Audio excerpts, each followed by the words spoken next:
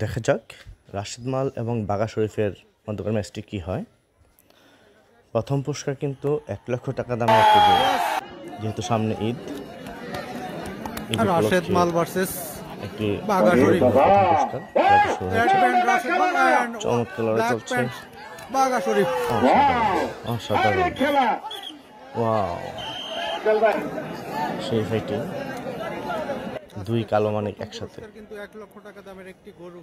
লাল half pant Rashed মাল, কালো half pant বাঘা শরীফ, হুমনার বাঘা শরীফ এবং রাশেদ মাল। অসাধারণ।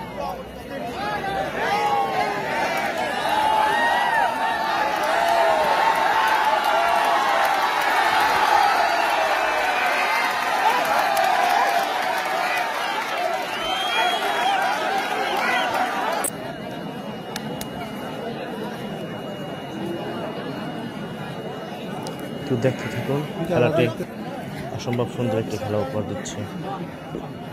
যেহেতু ঈদের আগে খেলাটি প্রচণ্ড গরম, দুজনেই ঘেমে আছে, মাঠ পানি দিয়ে ভিজিয়ে দেওয়া হয়েছে।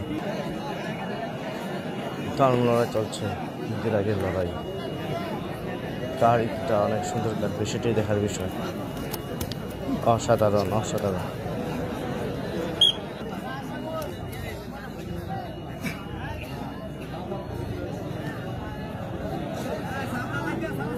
হয়ে গেল, দেখা যাক।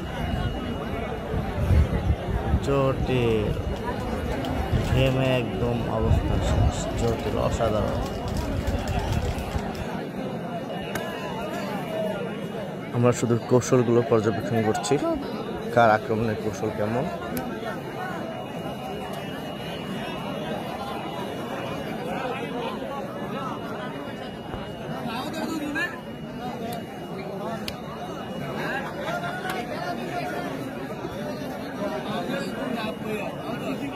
এরা একসাথে খেলতে হবে, একসাথে।